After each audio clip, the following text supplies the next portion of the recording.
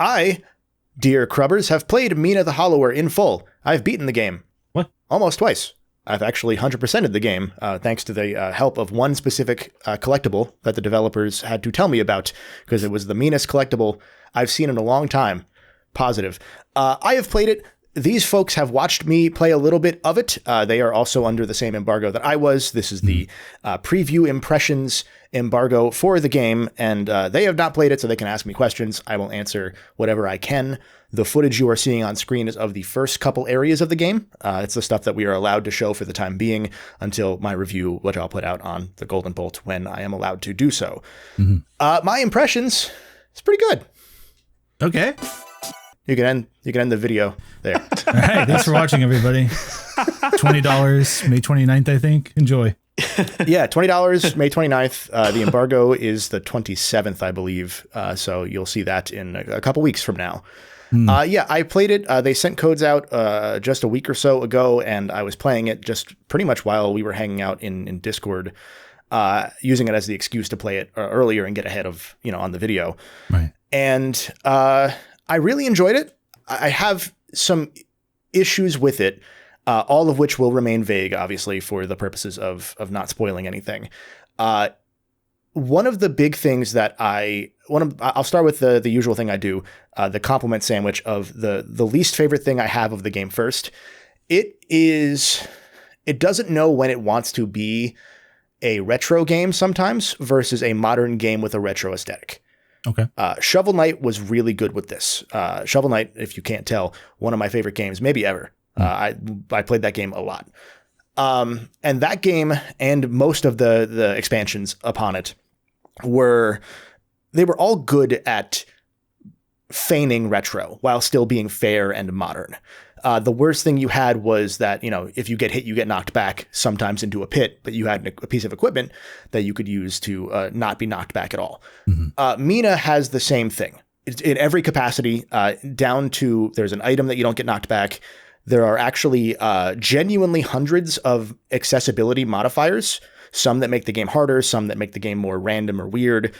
Randomizer seeds, genuinely hundreds of modifiers. Ooh, okay. And they all seem cool. I haven't really tinkered too much with them because they turn off the achievements if you have them on, kind of. But then some require some of the modifiers anyway, so I don't know how that really works. Whatever the case, my big issue is stuff like getting knocked into a pit and then taking damage from the hit and also from being knocked into a pit right afterwards. Like, it's a double whammy of damage, which I was frustrated by more than I would like to have been, because it just doesn't feel nice. The rest of the game feels pretty well balanced. It feels pretty fair. The only other issue I have as far as that like retro aesthetic in a modern game is that a lot of enemies move on an 8-directional plane, 9-directional if you count the fact that they can float above you technically. Right. You, for most of your weapons, only have 4-directional movement. You can move in 8 directions, like you can move, sideways while going at an angle, but the whip is the main weapon I've used so far of the 5 that are in the game. And you can aim the whip and I think 4 of the other weapons, not all 5, only up, down, left, or right. Or you can jump as well, and you can't aim up though. Okay. Or you can't aim vertically above you. Huh. Interesting. Which makes for some frustrating stuff that you would see in like a classic Castlevania, where you want to hit, an enemy that is flying just above where you can hit them, and they're flying just slightly off screen or just slightly to an angle, orthogonally to you, that you can't reach them. And that can get annoying. It's never like enough to kill you or to affect the gameplay. It's just one of those things that you would hope that would have been addressed more fully, given the game has been in production for like 6 years. So that is like the worst thing about the game. The rest of the game I think is really, really good. The first run through, I really loved the dungeon design. Outside of maybe the dungeon you're seeing, I don't dislike this dungeon. But this is the one that I went to first. There's another area you can go to first as well. I think you can actually go to a bunch of them in New Game Plus in any order. But one of the other areas had the classic Shovel Knight thing of introduce a mechanic slowly and like slowly build upon it in the classic game design standpoint. So there's a specific enemy that does a thing with lava. So he does a ground pound and you see him just ground pounding you. And then you get to a lava area and there are a bunch of blocks that if they are adjacent to the lava and they are broken, those blocks become like dirt that the lava can then cascade onto. That sort of thing. And then that's more and more introduced over the course of that stage until, the boss fight that implements all this stuff masterfully. The game has a bunch of that. And I think the first area I went to maybe betrayed that a little because it's kind of just a normal dungeon, if that makes sense. Okay. If you're not familiar with Mina, it is intended to be a Game Boy Color aesthetic, top-down sort of Zelda game. Like that Link's if you played sort of vibe, right? Yeah, very Link's Awakening. That if you've played the demo, you would have realized is kind of a Souls game. That's what I was going to ask about, because I was surveying people's like questions out there just to try and like get that in early, just because a lot of people would be clicking into this, I imagine, that don't watch us. And the common thing I saw was I played the demo. I did not know this was a Souls-like. I'm less interested now. And from the first hour you were playing, you're like, oh, this has some weird Souls elements. But you did mention as you played more, it was not as pronounced as you thought. So maybe that would kind of assuage some fears, maybe. Yeah, the concern you might have if you played Shovel Knight before this was that Shovel Knight had the Dark Souls mechanic of you lose some of your money when you get killed and you go and get it back. Mina has that as well, but in a very different way that I think is really cool, actually. It's one of the cooler ways I've seen Souls mechanics implemented. So you start with one, it's called a spark gem, I'll call it. I don't know the exact name, but it's a spark. And it's right next to your health bar. It's a little blue circle. For every dungeon you have completed and done there's a side quest after the dungeon a lot of the time. That's not necessarily, it's not the heart container you get at the end of the dungeon like Zelda would have. It's a different thing right afterwards that asks you to do something else in the area. If you do that thing, or, just throughout the map, or there's a collectible that lets you get one more, you can get more sparks. What happens is when you die, if you have a spark, that spark is consumed by the enemy Bloodborne style that defeated you. Sometimes it doesn't track it to the enemy for some reason. Or if you're in a pit, it just goes right where you died or in the screen in which you died. And then you'll respawn at the bonfire and you will, go and try and get it. The catch then is you have X number of strikes by way of those sparks. If you get killed without any sparks, you lose all of your money and you cannot get it back. Crazy. So it's a really cool way of implementing the Souls concept, I think, because it makes it fairly fair. And there are some other items that like make it easier to get the sparks back. Like you don't have to defeat the enemy to get it back necessarily, which is really good at points in the game. Like when you're fighting a really tough boss, you can use that to save you some time. The bosses are fairly tough and also very fun. I've really enjoyed playing them in New Game Plus now that I have a better grip of the mechanics for a lot of the early areas. What else? If you have any questions, throw it out there. Yeah. I was going to say that's something to maybe touch on in terms of like going back and enjoying it more. I think a lot of the previews or early buzzes kind of touched on this, but 15 to 20 hour game, people maybe weren't expecting that length, but that's about where you clocked, right? Yeah, my recording time was 16-ish hours to do just about everything. As is normal, if you're not familiar with my style of playing games, I play games very fast. It's not like I don't pay attention. I just happen to play them very fast. So I would say 20 hours easily, especially if you struggle a bunch. Like I probably could have beaten it in like 10 if I rushed everything and didn't do everything. And if I didn't die a bunch, because there are a lot of bosses that I had some trouble with just based on the build that I used. That's another little critique I'll have is you have different pieces of equipment you can attach, just like in Shovel Knight. And the thing that I think I would have liked to see from a modernization accessibility standpoint is you don't have loadouts to like save a specific thing, a specific combination of outfit that you want to have to do like whatever X modifier is. So like if it's like, oh, I don't get knocked back and I can burrow for slightly longer because you're a mouse and so you can go burrow underground is one of the gimmicks here. Small things like that, or like, you get an extra support. You bounce out of a bottomless pit once, sort of thing. Can you change your build throughout the game? Are there respecs? Yeah, you can change. So I wouldn't call it a respec per se. The level ups are pretty linear. It's more of an RPG than it is a Souls game in that regard. There are only 3 stats, and it does it in an interesting way in that the level ups are tied to that individual stat. So let's say your attack is level 2, and let's say it costs 100 bones, or the currency. Let's say it costs 100 bones to go from level 1 to level 2. Just for your attack, then, if your attack is now level 2, the amount of bones you need to level up the attack from 2 to 3 is now higher. Okay. So like, let's say it's 200 bones just for the attack.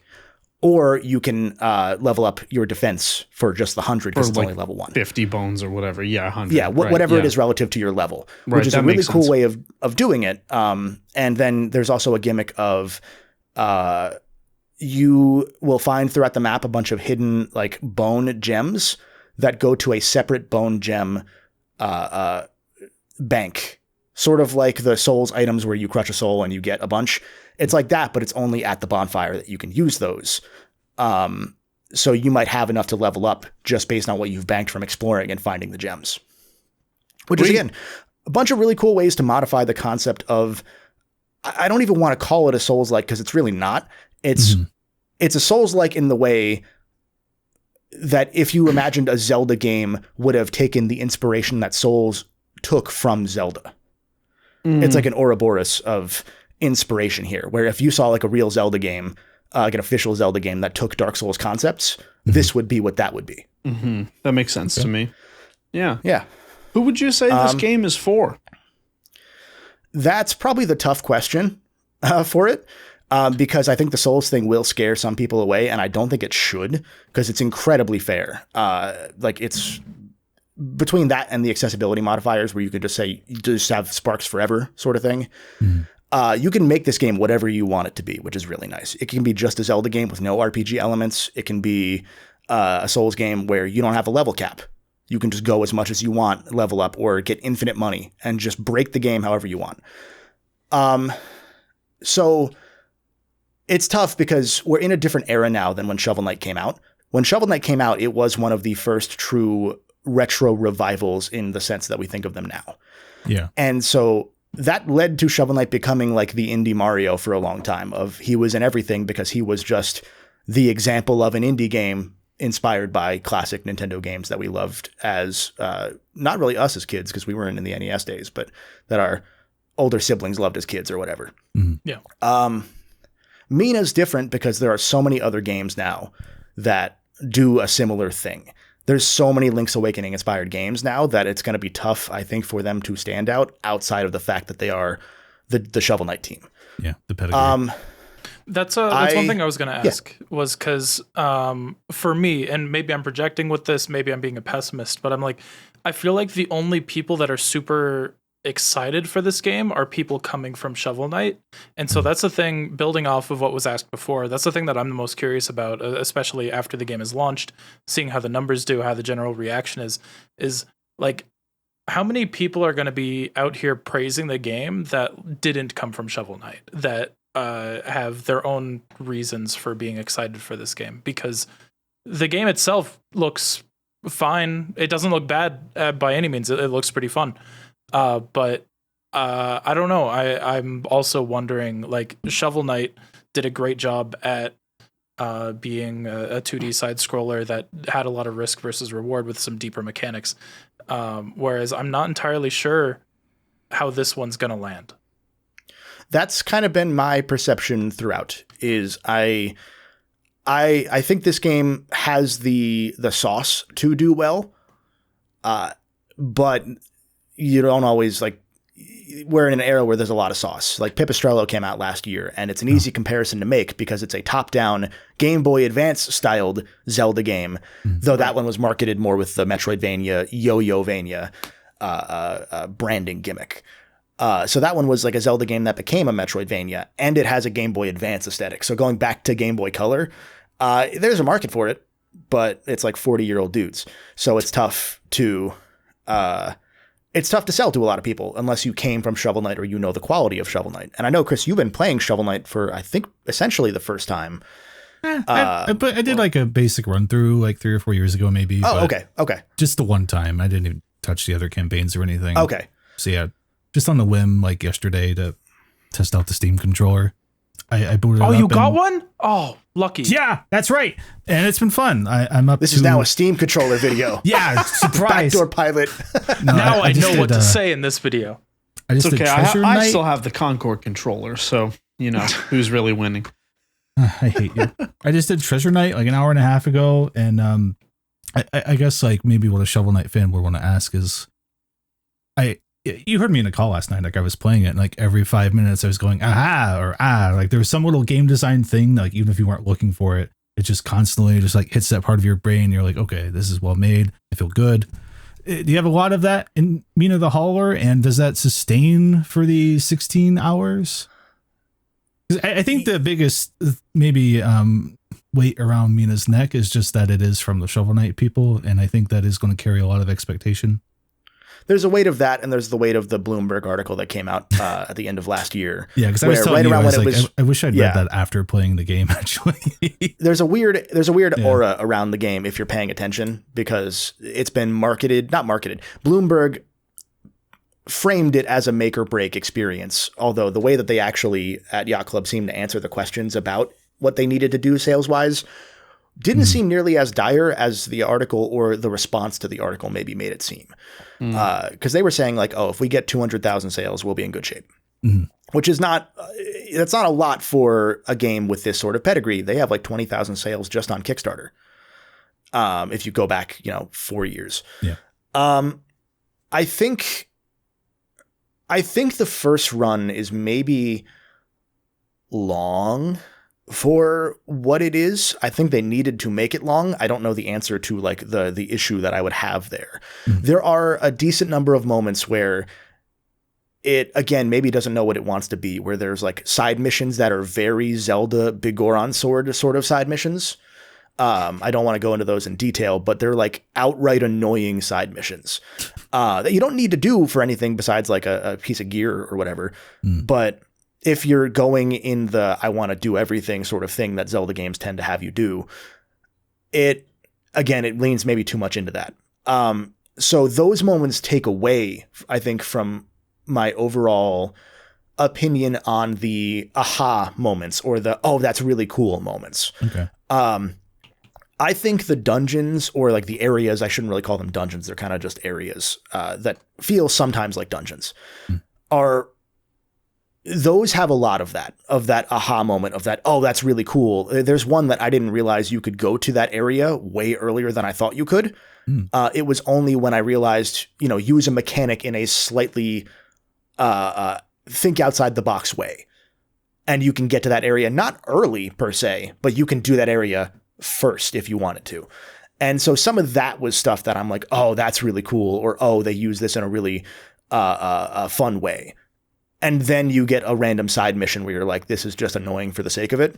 And then that kind of like the balance feels worse than it actually is, if that makes sense. There was one I saw you doing last night, no details, of course, where I was like, if that was implemented as like a commentary on those kind of missions, it'd be funny. But it seemed very earnest and sincere in a way that had me go, I'm surprised that they did that. If I could talk in more detail about that right now, that would be my least favorite part of the game. That specific mission it doesn't take long, but it's tedious as hell. Yeah. And did not enjoy that one bit. But then there's like so many little areas where you sneak in and you find a secret boss or something, and or a secret, quest or shops, the Zelda stuff that you want to find, and you're rewarded for thinking creatively. You're rewarded for looking at the level design, just like Shovel Knight did, and saying, where would they play with what you expect from this kind of game? They do that really, really well so much of the time that, again, not to repeat myself too much, that when they fall into the same trappings of the stuff that they want to pretend to be parodying, it feels as bad or worse than when we saw those things in 1994. And that sounds negative. I think this game, if I had to predict, I think it's going to get good scores. I don't want to again go into too much detail. but I think it's going to get chip damage kind of stuff as opposed to anything like that drastically brings the game down. Just like little. Yeah. And I think New Game Plus helped with that in my experience, because when you're not doing all the side stuff in between, if you know where to go, because there are some times where you're like, I don't know exactly what they want me to do to get to another area, and it's not ever hard. Mm-hmm. And it's all, there are cues somewhere in the game to tell you where you need to go explicitly if you can't figure it out. There's not like a hint guy, I don't think, but there are like hints in random NPC dialogue like Shovel Knight had in the towns. So yeah, it's all chip damage is a good way of putting it. There's all small things that add up that I think this should have been a slightly better game. I think it's great. I think it could have been fantastic. And honestly, there's a chance they fix some of these things in the 2 weeks between embargo and launch still, because there's another patch that they said is coming that I don't think is under embargo. There's like they're adding another randomizer feature of some sort into the game at launch. So it will be there day one. It's not currently in the build that we have. That I could see those small things being fixed. Or again, with how many accessibility modifiers there are, you can do that if you want to. I think I feel funky about it as a capital G gamer because so many of those turn off achievements. Mm-hmm. And I don't care about Steam achievements, so it doesn't bother me too much. But the fact that it feels like you're being punished for some of them feels less modern than I would probably like. There is like a subtext of like, okay, if you're turning this on, you are affecting the intended experience more than we want, and we want you to be able to, but just know that we're viewing it that way kind of feeling. I know what you're saying. Yeah. Yeah, exactly that. It's not frustrating per se, but it is.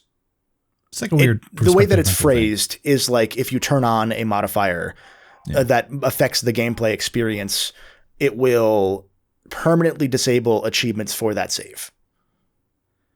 Which feels like, I get it, because there are some that require a specific, it's like Shovel Knight. They do a specific thing with a specific gadget in a specific way. Mm-hmm. Those you don't want to be easier because you have one hit kill on or something. I understand that. And in the same breath, I don't know a good solution to it, but it's almost an own goal to really care that much about it. And I say this as somebody who has done all of the feats in regular Shovel Knight. Like I specifically did like some of the hardest modified runs you could possibly do with that game. Like no deaths under 90 minutes, no falling into pits, no checkpoints, shovel only. Which I think I was the first person maybe in the world to do that, actually. Because I remember back in the day, before I had a channel, I did that. And I was like, oh yeah, I think I'm the first one to do this. And Yacht Club on Twitter was like, holy shit, why? And then speedrunners came in and like did a bunch of even cooler shit. Yeah. But point is, I know how to break these games. Like there's a very clear Yacht Club ability to break the games that I appreciate. But it's, death by 1,000 cuts isn't the right word, but a bit of bleeding. Okay. Yeah. So what do you foresee? Do you think the game will stick the landing?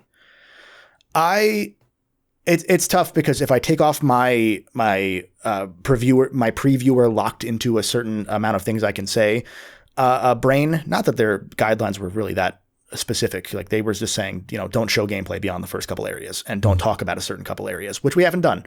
But I don't want to like predict like, oh, it's going to get like an 87 on Metacritic or whatever. But I think it'll probably be reviewed better than Shovel Knight, because Shovel Knight only had like an 84 on Metacritic back in the day. The full package eventually got like a 90. I think it'll get like an A grade by a lot of reviewers, and I think that will probably help bump the marketing push that the game's going to have.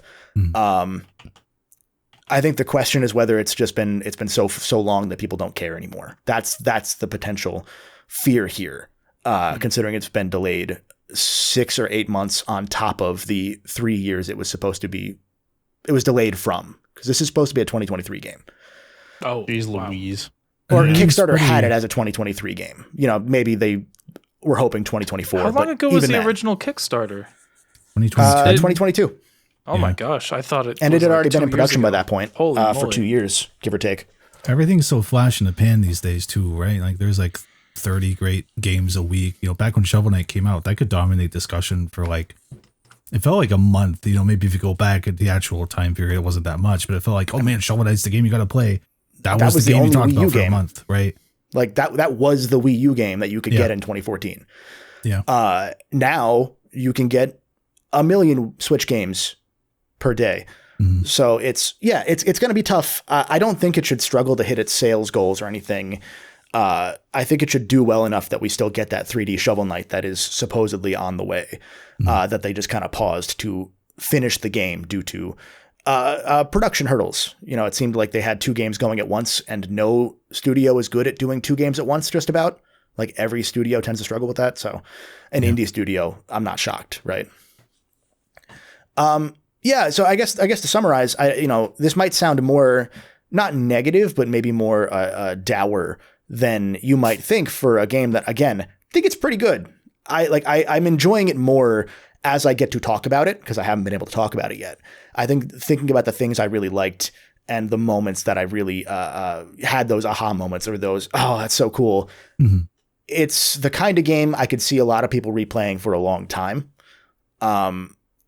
The concern really is just, is that enough to get enough people to play it once? Because I think it's better when you're almost done. Mm-hmm. That makes sense. I hope it finds... it's the Star Fox Zero of indie games. Oh, what? No. I would... I don't want them to follow up in 10 years with a hyper-realistic Mina. From what I saw, I hope it finds its people, because like at worst, like the world and characters all are very charming and appealing in this. So it's so inspired. It's so inspired, and it does a really I love the way they put the world together in the narrative sense of the world, because it feels like a Zelda game if the sadness was turned up. Okay. It's one of those almost Majora's Mask-esque experiences in that way, where there's always a bit of a melancholy vibe to a lot of the stuff you do, because it just, random side quest where somebody dies in the end, or whatever. And it's like, oh, it doesn't feel worthless that I did that, but I wish that there was a way that I, could have not had that guy die or whatever. Yeah. Which leads, again, to a weird feeling of, if you're into that sort of thing, if you're into that thing that you see in a lot of Souls games, where a lot of the Souls side quests are usually about dead people or people that are going to die at the end. Mm-hmm. This does that really well. And I'm not sure if it's peanut butter and chocolate when you put them together like that with a retro-inspired game. Mm. I'd like to think it is. But there's that wavering. You might think that it's a little tonally misplaced. Yeah, a little bit of dissonance. Okay. That makes sense. Dissonance, that's the word. Yeah. I have two closing questions. Yeah. Very, very general, I'd say.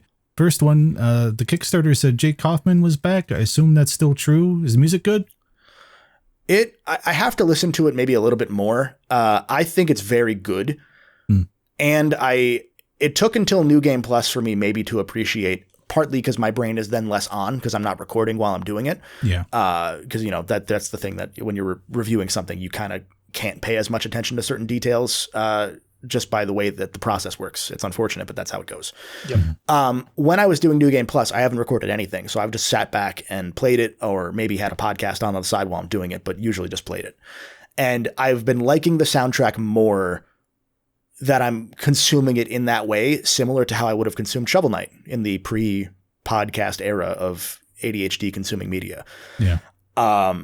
I don't know that it's as good as Shovel Knight's music. I don't know that it would have been possible to have had music as good as the stuff they did for that Jake Kaufman did for 6 years with Shovel Knight. He put his whole pussy into that. And true. Yeah. Pussy composer. You pussy, just yeah. I'm not going to not censor keep it going, that, but boy. Yeah. No, that's fine. Quit while you're ahead. Here, I'll steer us back out. My own personal I wonder how that's going to be thing. There's some perspective stuff with this game, right? And they're very adhering to the Game Boy. Yeah. Not notation, but presentation. Is that ever confusing? Where you're I feel like I should have been able to get there, but didn't. And does that happen too often, or is it just once in a while where you're whatever? Well, let me go back to Come Pussy for a second. Okay, yeah. I was actually hoping we'd get back to that. I'm a coward. If we do reach new viewers with this, they are going to be very surprised at how we are people normally. Have said in the media chat that they have, like, oh yeah, we're keeping an eye out for all coverage because we really want to see what people think about this. So, hi. The music is very good. I think I need to hear more of it again to figure out if it's any of the music has like that. I had like a near emotional response to some songs in Shovel Knight because they were that good. And I'm just, my brain is wired that way where really good music makes me a little emotional. When you're scaling the tower, like at the end of the game, it's scaling beautiful. The tower, Propeller Knight's music in particular, that theme is one of my favorite themes. When they did the Shovel Knight concert, I was hoping there'd be more of that theme in particular. There wasn't. Anyway. Yeah, so very good. I want to hear a little bit more to see if it hits those notes, pardon the pun, as far as long-term replayability, because I think it feeds into the kind of game that it is. And that means that it's minor notes, melancholy, a lot more. Yeah. As far as the second question goes, the perspective stuff, I think, does sometimes get messed with a little bit in ways I don't care for. Example being in the very first area, you've seen this in the demo if you've played the demo. There are bird enemies that will do the thing that a lot of enemies did back in the day, where they will fly above the walls. So like, there's a stage and then they'll fly above the walls and you can't hit past the wall because the game thinks you're hitting the wall, not above it. Sometimes they correct for that and you can jump and hit something off screen or off above a wall if you jump and it recognizes the perspective there. Other times it doesn't. So you have to wait for the enemy to come back beyond the wall and hope that one of their pixels is just right that you can hit them. And that's a little frustrating with a flying enemy that is moving in 8 directions when you can only attack in 4. Yeah. With at least most of the weapons. There are some other things related to like how the burrowing works that sometimes feels a little, not funky, but it's the kind of quirk that I don't think you could avoid with this kind of game. But it's there as far as perspective goes. But the parallax scrolling of perspectives of like in the background, seeing the town as you go through an area or whatever. Yeah. Those perspectives are gorgeous. So it makes up for it. Okay. I think the demo had this. I know we can talk about it. There's a specific thing that you do after the dungeons where you're climbing a tower and like activating the tower. Like that's the mission of the game. And you climb the tower in like that Castlevania pseudo 3-dimensional on a cylinder thing that Castlevania did, like the gear levels. Yeah. It's like that where you're running up the tower, and that took some getting used to. Like the perspective versus how you're used to moving felt a little weird because it's almost like when Zelda would go 2D side scrolling for a second in Link's Awakening. Not bad. Just it took some getting used to, and they let you replay those, to be fair. So like if you want to go for a high score per se on those, you can. I don't think it saves the score anywhere, but you get more money. Okay. That's the only time. Otherwise, I think most of the time the perspective is really good. There are hiccups that you would expect that you definitely had if you played Link's Awakening or Link to the Past or any top-down 2D Zelda. They won't be worse here. Okay. That's good to know. If anything, the only reason they would feel worse is that it's 2026. So you would hope there's a solution, but there's just not. All right. That makes sense. Would you overall give it a play or don't play to close it out? I don't think I can give a review response to it at this time. I see. If I'm following the concept of a preview, I don't think I can give a review recommendation at this point. I don't think that they would get mad that I say you should play it. The bureaucracy of the review process. How dare you? Usually I don't do previews for this reason, especially of a game that's coming out soon. But given that we were doing our podcast recording, and you guys have been under the same embargo that I have as far as looking at gameplay and the way that Crub tends to do this sort of stuff with embargo, where, if one of us is under embargo, the company is under embargo. So. Plus, it's Mina. What are you going to do? Not play it and preview it? I mean, we're all curious about it. It's true. No, you heard the man I think, play the game. I think it's almost worth the wait at the very worst. If that's a good answer. And given that it's a Kickstarter game, it being delayed 3 years is kind of normal. So I've never been miffed by that. I I just hope that it hasn't been delayed so far that there's not as much interest in this kind of game right now. And I don't think that's going to be an issue, but that Bloomberg article again maybe set a weird tone leading into the game. And if word of mouth on this hits, though, it's probably going to be fine, I think. Yeah, I mean, all the Nintendo YouTubers are going to go nuts over this. You got a PlayStation YouTuber recommending it heavily, so yeah. All right. Yeah. Unless Nico or Cass have anything, I guess that's Mina the Hollower's preview. Sweet, good stuff. I'll say it again. They don't require us to say this stuff, but I like to disclose that they don't require us to say it. Comes out May 29th. Reviews will be dropping about 2 weeks from today, just before release. $20 on every platform, as far as I know. PlayStation 5, maybe 4, Xboxes, Switch 1 and 2. I think definitely Switch 1. I'm pretty sure because this was before the Switch 2 came out. But you can find it wherever you want to. Look into it, see if you want it, wishlist it if you'd like, that sort of thing. And make sure to wishlist us, or else we won't give you such good new words that will be in the Time Word of the Year next year, like pussy, composer,